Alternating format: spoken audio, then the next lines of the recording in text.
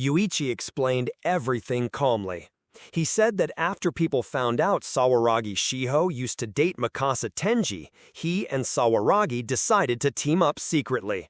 Tenji looked confused and asked how that was possible. How did they even talk without anyone noticing? Yuichi smiled and said, "We didn't talk out loud, we used the badmouth cards to send secret messages." Then Tsukino stepped in and showed a video from the 4th round. She said this was Yuichi's first trap. In the video, Maria noticed something strange. Yuichi had taken 2 cards and was holding a pen. "But didn't Yuichi say he put in a blank card?" she asked. That's when it clicked. If he had a pen, why say it was blank? Tsukino explained that Yuichi had used the card to pass a secret message to Sawaragi.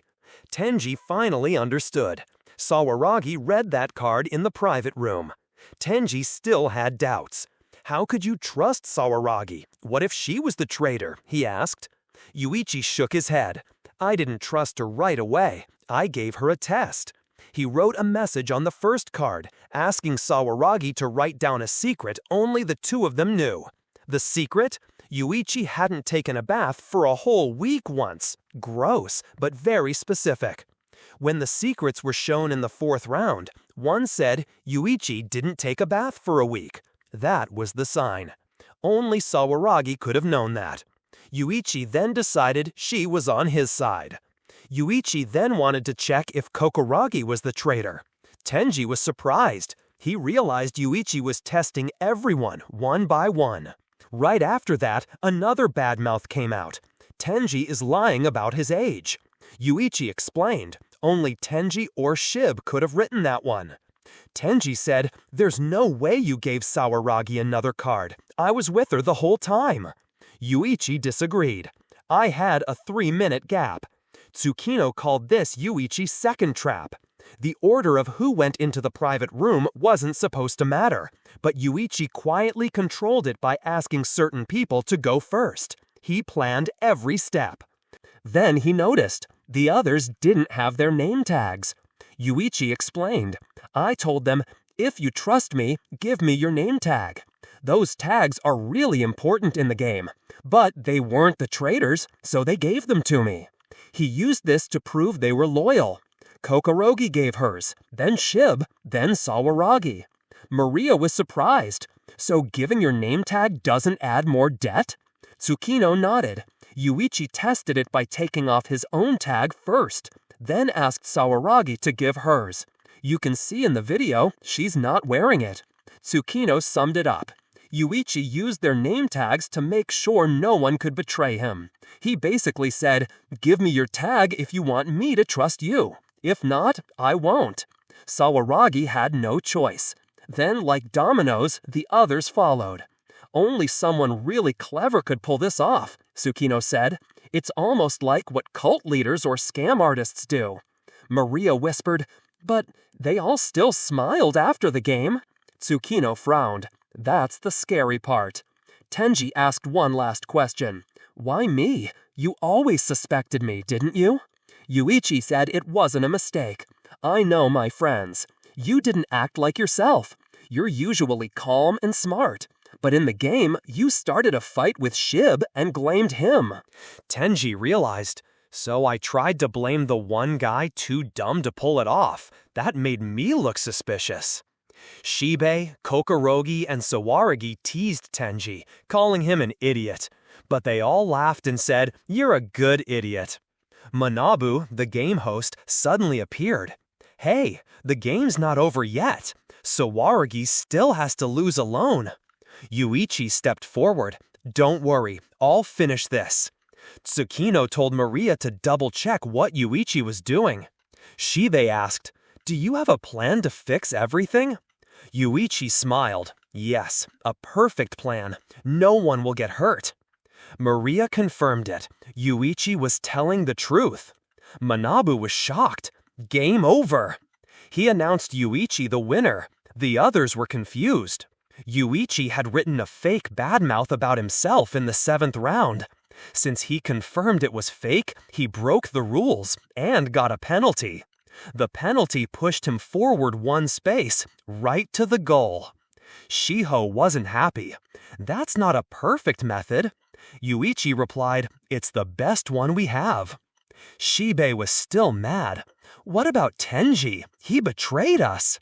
Yuichi said, "You can ask him yourselves. Decide if you want to forgive him. I'm not the one to judge." Then he turned to Kokorogi. "Remember what I told you?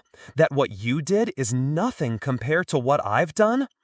Everyone stared at Yuichi. Shiho asked, "What did you mean?" Yuichi said, "I wrote a lie. Shibei killed someone in the past. But the truth is, I'm the one who has killed people." Everyone was shocked. Tsukino muttered, "Yuichi killed 3 people?" Manabu laughed. "You're dumb for going to the next game alone. It's really hard." But Yuichi didn't flinch. "We'll see who regrets it more." He explained that his friends were his reason to stay clean and live a good life. But now, with them safe, he could stop pretending. He planned to destroy the game from the inside. Manabu called him scary and a killer. Yutori asked if he was lying. Shibei said, "The penalty proves it's true." Shiho hoped it was an accident, but Manabu confirmed, "He's a real killer." Shibei looked sick. A serial killer? Tenji tried to defend him. "Sometimes people have reasons." But Shibei snapped, "You betrayed us too. You don't get to talk." Tenji shouted back, "You wouldn't understand. You had an easy life. Your dad messed everything up." The two started fighting again. Shiho tried to stop them. Shiho begs Yuichi to speak up and tell the truth. Yuichi looks at the chaos and calmly says he expected this. He says he doesn't need friends if they're just going to cause trouble. He asks Manabu if he can move on to the 3rd game.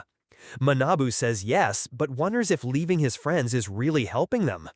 Yuichi coldly says they're only holding him back, and he doesn't want more debt. He says the idea of trusting your friends is just a burden. Shiho asks if he can really throw his friends away so easily. Finish the 2nd game. Yuichi wins the prize money, but also gets a big debt. As Yuichi is about to leave, Tenji shouts for him to wait. He says he won't let Yuichi go alone. Tenji admits he also lied during the game and should be punished. Manabu is shocked. Tenji says the lie about dating Shiho wasn't true. In fact, he says he never liked Shiho at all. Manabu asks who he really liked. Tenji shocks everyone by saying he likes Yuichi. The crowd reacts with surprise. Manabu says Tenji might be making it up to stay in the game. Tenji says he'll prove it. He takes off his glasses and leans in like he's about to kiss Yuichi. Manabu squeals and says that's proof. He announces Yuichi and Tenji will go to the 3rd game together. Tenji tells Yuichi, "Let's go. If we're together, we can face the real darkness of Tomodachi game." Shiba and Shiho are shocked. The screen updates. Yuichi and Tenji will both share the debt. Maria. A long time ago, a young Yuichi, stressed about money, was told by his mother that friends were more important. However, when later asked by a teacher in the hospital what mattered most, Yuichi, recalling his financial worries, declared it was money. Now, years later, Yuichi was startled by Tenji's voice in a dim, wet cave. Manabu, the game's announcer, explained they were trapped for 3 days for the 3rd game. Tenji then confessed his earlier love confession was a lie, a way to join Yuichi and finally explain his past betrayal of their friends. Tenji then dropped a bombshell. This was his 2nd Tomodachi game. He blamed Shiho Sawaragi for everything, detailing how his once unbreakable bond with 2 junior high best friends shattered. They had been pooling money for a business, but after Shiho, Tenji's childhood friend, arrived, their funds vanished. Suspicions, rumors of an arranged marriage between Tenji and Shiho, and a high-stakes investment challenge for Shiho's affection culminated in their kidnapping into their first Tomodachi game. There, Tenji was burdened with everyone's 20 million yen debt and deemed a traitor, especially after one friend admitted spending his share on Shiho. Later, Shiho acted suspiciously concerned. Tenji, breaking his silence, confided in his father, his moral compass, who promised to handle things. Tragically, his father then died, officially by suicide, a ruling Tenji couldn't accept, knowing his father planned to confront Shiho. After receiving a threatening email warning him to stop investigating Shiho or disappear like his father, Tenji re-entered the Tomodachi game to expose her. He told Yuichi that Shiho had lied about her debt. Through careful calculations, Yuichi realized that if Tenji and likely Shibe had halved their reported deaths, and if Shiho's actual debt was much lower than stated, the group's true total debt would match. This painted Shiho as a significant scam artist, though Yuichi remained cautious. Tenji explained he followed Yuichi because Yuichi intended to destroy the Tomodachi game. Tenji, desperate to avenge his father and the game itself were responsible, saw Yuichi's dangerous, even ruthless nature as the unique strength needed to win. He pleaded to follow Yuichi even as a tool. Yuichi agreed to consider it. During their confinement, Yuichi made Tenji promise to apologize to Kokorogi and Shibe. In return, Yuichi made a firm promise. He would clear the third game. After 72 hours, Manabu, now in military attire as Sergeant Manabu, announced their time was up. He revealed the third game, friendly hide-and-seek, a competitive battle against another team, Group K. Manabu explained this format would severely test their friendships by forcing them to compare their own struggling group with a potentially more cooperative enemy, making trust seem foolish. The game was set in a huge forest. Each team would choose one hider, and the rest would be seekers. The first team to find the other's hider would win. A crucial rule allowed players to change sides. Seekers on a losing team could switch to the enemy team. While they wouldn't advance, their personal debt would be transferred, presenting a stark choice between friends or money. If one member of a two-person team switched, the game ended immediately. Just before choosing hiders, Sergeant Manabu offered Yuichi's team a new member, Mizuse Maria, a girl who had reached the third game alone. While Tenji protested, Yuichi, after Manabu called her cute, accepted, arguing they needed more players. Unbeknownst to them, game administrators Reiko and Tsukino watched, with Reiko noting Maria was sent by higher-ups to monitor Yuichi.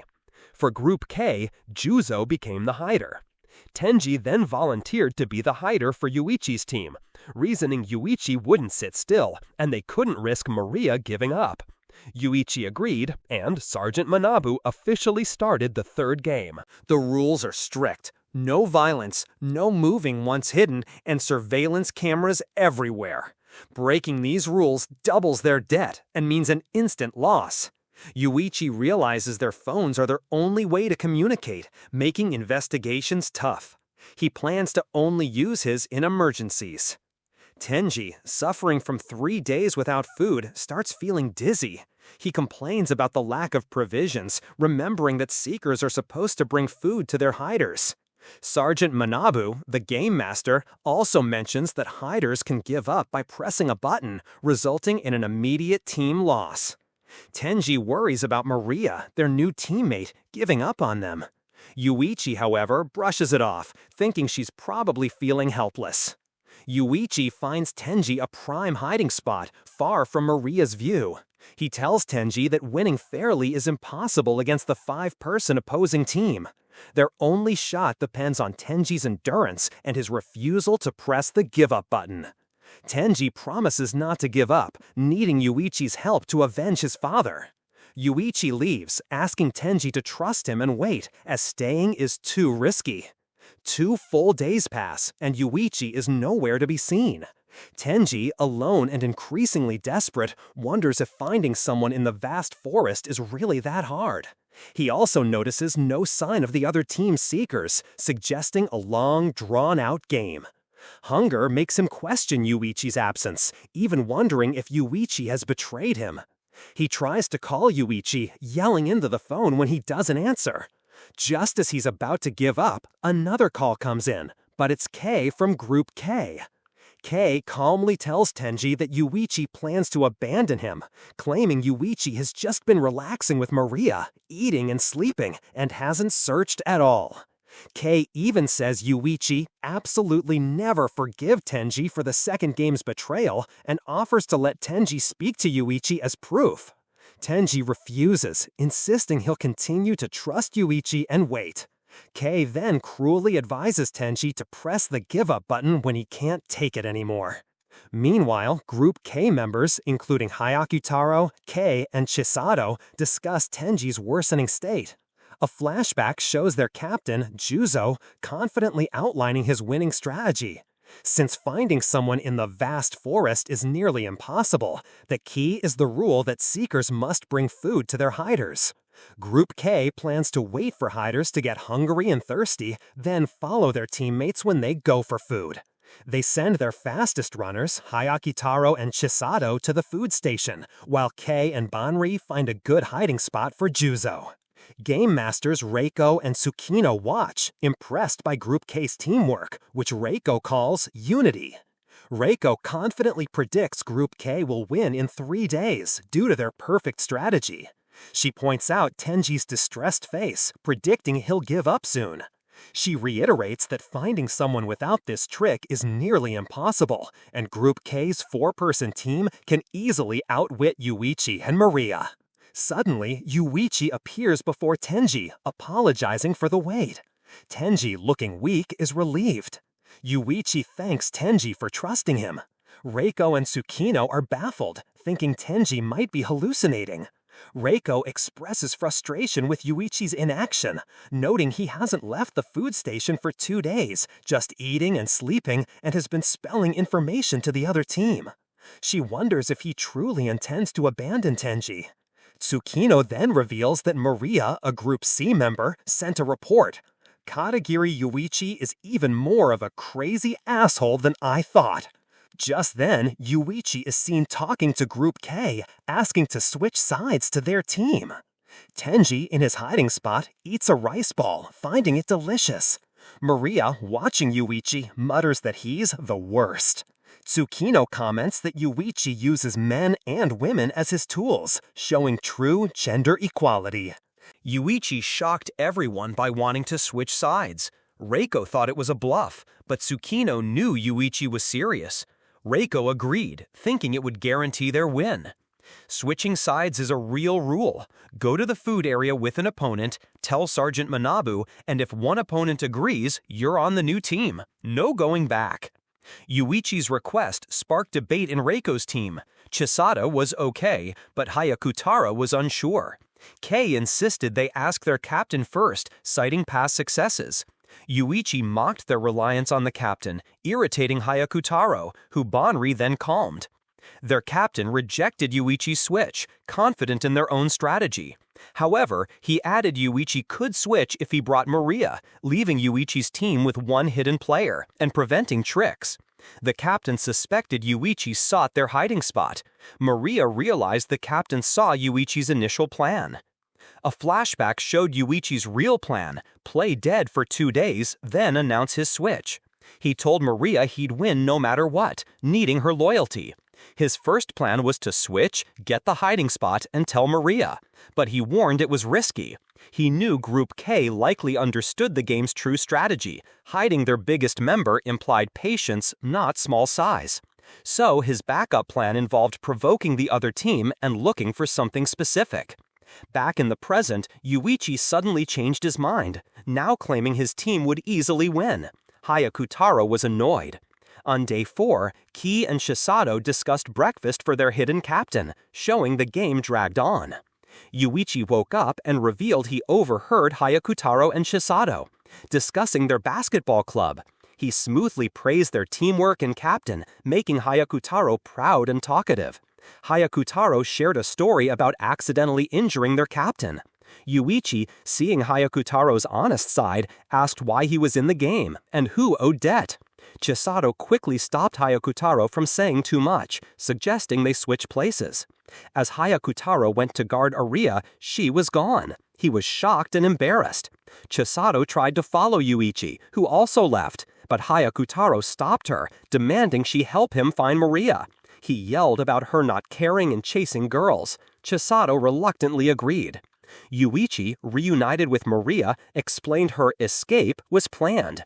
He let her fall, knowing Hayakutaro's kind nature would make Chisato help him, splitting the group. Back with Tenji, Yuichi explained his strategy. He couldn't bring food earlier, as Group K would follow and find Tenji. Yuichi admitted he made Tenji suffer to test his loyalty. Since Tenji did give up, Yuichi could trust him again, confirming Tenji's true self. Tenji was angry at the risky test, but relieved their trust was back. Yuichi revealed his plan was halfway done. For 3 days, while Tenji suffered, Yuichi studied Group K. Hayakutaro was compassionate and easily swayed, while Chisato was superficial and followed Hayakutaro. Yuichi realized stopping Hayakutaro would stop Chisato, splitting their pursuit. Yuichi declared his next step: destroy Group K's relationships. He'd set traps, and the first was about to trigger. Maria, back with Hayakutaro and Chisato, thanks Chisato, confusing her. Tenji wondered what chaos Yuichi was brewing. Hayakutaro, yelling he'd decided, told Sergeant Manabu he was switching to Yuichi's team. This wild move showed Group K's bonds rapidly crumbling.